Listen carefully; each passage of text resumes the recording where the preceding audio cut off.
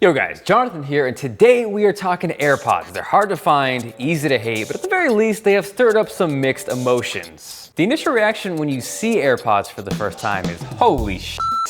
They cut the cables off, slapped them in a floss container, and they're charging 160 bucks for these? But still, there's something about AirPods where even though there's that voice inside your head telling you probably shouldn't buy these, you still kind of want to. Now, by no means are AirPods cheap, but on the other end of the spectrum, if we're to stack them up against other truly wireless earbuds, it's not that crazy. Samsung's Gear Icon X are $169, Braggy the Dash are $249, and even something like the Roken BitCharge are $129. So when you break it down like that, the price becomes something you may potentially be able to justify, but the one thing I haven't been able to get past yet are the looks. This is how you think you look while wearing AirPods, and this is how you actually look.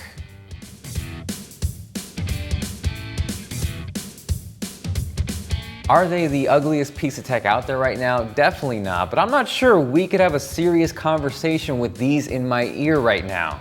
Conversely, since you are obviously not paying for looks, what you are paying for is the tech inside these, which is some of the best out there right now. For starters, the setup process, even for the first time, is one of the simplest and easiest things you'll ever do when it comes to tech. No joke, from the second you unbox these, you place into your phone, you pop open the cap, press connect, and that is literally it. Now, I don't care if you love Apple or you hate them, this is how pairing should be, whether it's AirPods, other Bluetooth headphones, gaming headsets, controllers. If everything paired this way, the tech world would be a better place. What's also nice is you only have to pair the AirPods one time and you're not gonna have to screw around with pairing each earbud individually. On top of that, for me, hands down, the coolest feature with AirPods is the ability to play and pause a song simply by taking an AirPod out of your ear. So say you're listening to music, some guy walks up to you and says, "Excuse me, sir, are those toothbrushes in your ear?" And you go, "Huh? What?"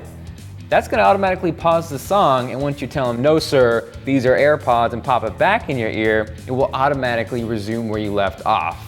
Now, what kind of surprised me with this is the fact that it's not limited to just Apple Music, it's also gonna work with Spotify and even YouTube as well. So because of that, I think the most compelling thing about AirPods is convenience. You're not thinking about turning them on, or conversely, when you're done listening to music, you're not asking yourself, did I turn them off?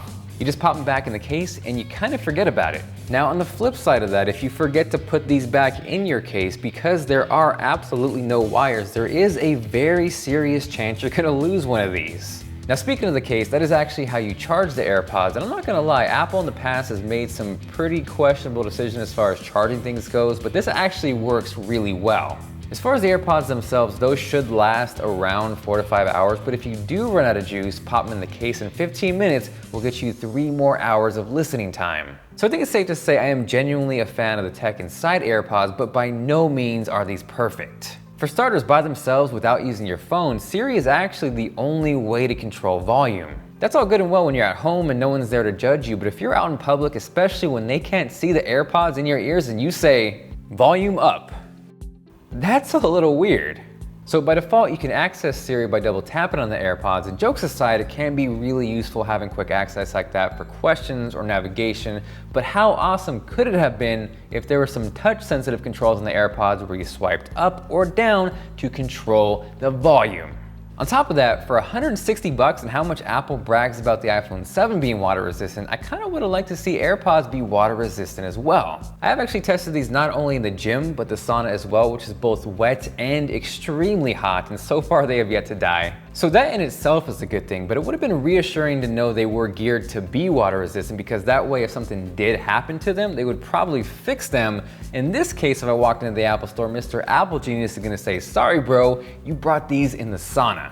Now, playing devil's advocate for a second, it is no secret that Apple products work well with other Apple products, whether it's iMessage on an iPhone to a MacBook, or in this case, the secret to the ultimate AirPods experience is the Apple Watch. With this, you alleviate the problem of A, needing to have your phone out, and B, sounding like a crazy person in public. Through the watch, you have control over both next and previous songs, but more importantly, and potentially maybe even more satisfying, is controlling volume with a digital crown.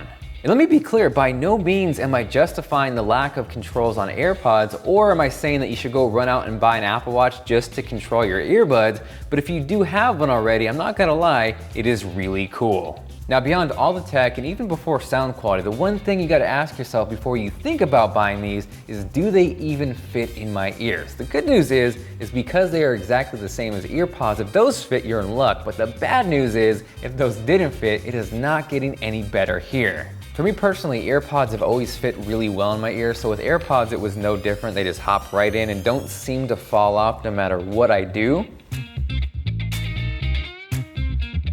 But on the flip side, there are people I know where earpods or AirPods won't stay in to save their lives. So once you get past the question of whether or not they actually fit in your ears, the other question is, how do they sound, which has in turn evolved to, do they sound any better than earpods? The short answer, unfortunately, is no, they don't. And believe me, part of you really wants them to, or at the very least, maybe just a little bit louder. But the fact of the matter is, they sound exactly the same as earpods. So with that, you kind of got to take that with a grain of salt. If you liked or maybe even didn't mind earpods, you're gonna like AirPods. But on the flip side, if you hated those, you are not gonna like these. So at the end of the day, if you own an Android device, don't buy these. If you see yourself as an audiophile, don't buy these. If earpods did not fit in your ears, don't buy these. But on the flip side, if you're in the Apple ecosystem and the tech outweighs everything else, I would pick these up.